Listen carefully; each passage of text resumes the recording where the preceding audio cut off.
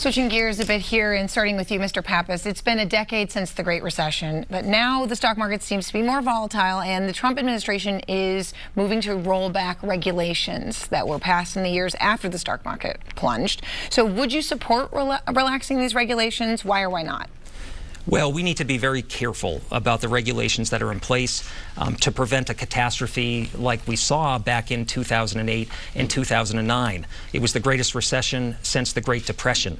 And we need to make sure that there are rules and regulations in place that would ensure that we have a stable economic system and ensure that no bank is too big to fail in our country. I think we have to look for ways to support our Main Street businesses and Main Street banks here in New Hampshire. I would look for ways to do that without easing the burden on the bigger players.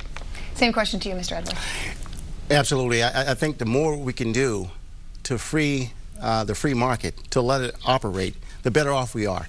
We're hearing from business folks around the district and throughout the country that want these regulations off their back. They're hidden taxes.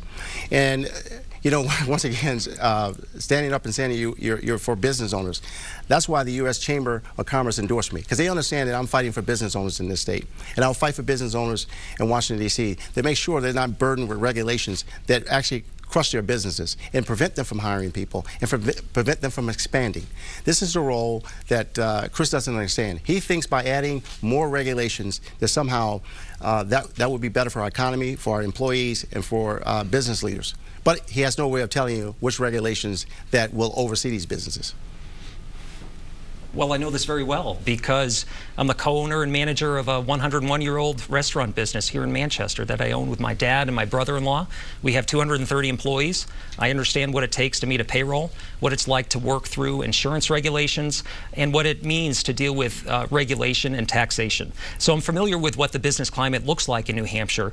And in my conversations as I've moved around the state, people want an advocate, someone that's familiar with the Main Street business-driven economy that we have here in New Hampshire, someone who understands the workforce challenges that this state faces, which is a top concern for local businesses. That's where my focus will be as your member of Congress. All right, staying with Main Street versus Wall Street, back to Lauren Chooljian. Yeah, and sticking with the idea of accountability. I mean, after the 2008 crash, many average Americans were very financially hurt and wanted people to be punished. But yet, instead of going to jail or getting fined, a lot of those people involved at the top, they got payouts, they got golden parachutes. So if this happens again, and let's first start with you, Mr. Edwards, do you think people should go to jail? I mean, how far should this go to hold people accountable?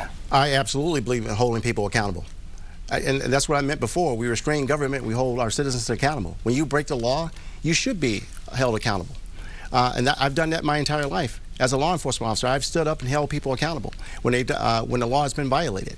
And I think that's why you see our state's largest law enforcement community, the New Hampshire Police Officers Association, supporting me. That's why you see business owners supporting me, because they know that I'm someone who's going to hold people accountable and not let people get a free pass. That's been the legacy of the person I am.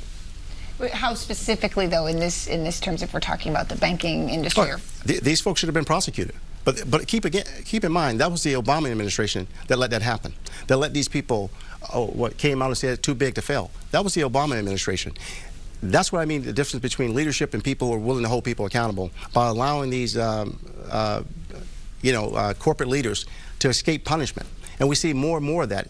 Finally, we're seeing an administration that wants to hold people accountable. Finally, we're going to send new faces, new perspectives to Washington to make sure people are held accountable.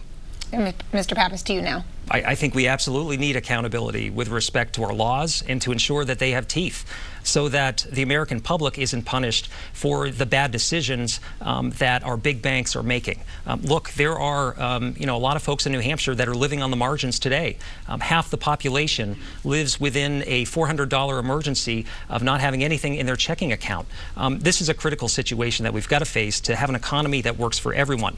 So many families have not yet caught up and recovered from the last dislocation that we had in this country in 08 and 09. I think those at the top should be paying a price, and those on Main Street, those working class and middle class families in New Hampshire should be able to move forward in a way that has an economy that is going to work for them. And so specifically, though, what should that price be? Well, I think that there's got to be accountability in the justice system, and we've got to lean on our Department of Justice to make those assessments and to go after those bad actors.